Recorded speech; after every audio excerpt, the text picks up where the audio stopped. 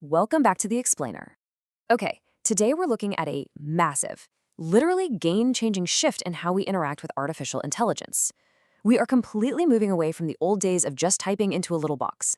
If you're creating content, running an online biz, or honestly just want AI to feel like a real proactive assistant, you're going to want to pay close attention to this.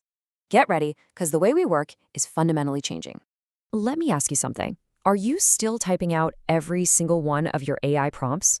Seriously, think about how we usually use AI right now. It's so rigid, right? Very text-heavy. You type a long prompt, you wait, it spits out an answer. And then you realize you missed one tiny detail, so you got to type out another long prompt, basically starting the whole shebang over again. It's this endless type and wait cycle, and frankly, it can be super frustrating when you're just trying to brainstorm or get things moving quickly. Okay, let's dive into this because that old way of working, officially outdated. As the source material perfectly puts it, Gemini Live has entered the chat. We're looking at a system that completely breaks out of that traditional text box. Gemini Live is built for continuous natural voice conversation. You talk, it talks back, and you just keep the flow going. It's literally exactly like collaborating with a human sitting right across the desk from you. Let's actually look at a direct comparison here. With your standard chatbot, you're constantly starting from scratch. You type, explain this photo, then, wait, what's wrong with it? Then, okay, how do I fix it? Every single step requires a brand new, tedious text prompt. But with Gemini Live, it's a fluid, ongoing conversation. You're talking beyond just text. You can literally ask a question out loud, get an answer, and seamlessly switch to typing if you just want to add a specific little detail, all within one continuous thread. No more constant starting and stopping. Now, what's really interesting about this slide is the user interface itself. Take a look right at the center there where it says it's show and tell. Because you aren't just talking to the AI anymore, you're showing it your world. In this example, the user is pointing their camera straight at a potted plant and asking out loud, hey, can you show me what this looks like in full bloom?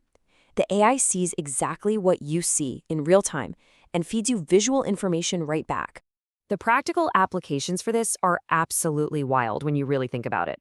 Imagine you're out shopping, right? You point your smartphone camera at a pair of running shoes. You can just ask out loud, hey, are these shoes right for my specific type of stride and training? Or say you're an online seller. You've got a physical brass product sitting right there on your desk. You just point the camera at it and ask Gemini to help you write a description based purely on what it looks like.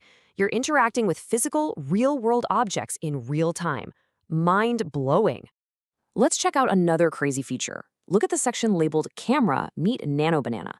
This really illustrates how the AI can reimagine your actual surroundings. What you're seeing here is a user pointing their camera at a view out a window and saying, reimagine this to dream up creative new surroundings with Nano Banana. Boom. The AI instantly generates this beautiful vintage postcard version of that exact view. But think even bigger. You could point your camera at your living room and just ask, how can I redesign this space to make it look more modern? It sees your actual, messy space and gives you contextual, tailored ideas. So how does this actually flow in everyday practice? It breaks down into a few incredibly fluid steps. Step 1, you just speak naturally. No stiff, robotic commands required. Step 2, and this is a big one, you can actually interrupt the AI. If it's given you an answer and you have a sudden thought, you just jump right in and speak. It doesn't break the chat, it adjusts instantly. And step 3, if you're on the move, you can seamlessly switch from using your voice back to typing. Like say you ask for a task list out loud while walking to the cafe, but then you sit down at your laptop and want to type, okay, now organize this by priority. It stays in the exact same ongoing conversation. So smooth. Now, Gemini Live isn't just sitting off in some isolated vacuum. It's plugged directly into your digital life. The source material highlights this as your connected world. And we are talking about a massive scale of Google ecosystem integrations here. Through totally natural conversation, you can ask Gemini to pull info or take actions across Google Calendar, Maps, Drive, Gmail, and even YouTube. It's all completely connected behind the scenes. For instance, just check out this Google Calendar example.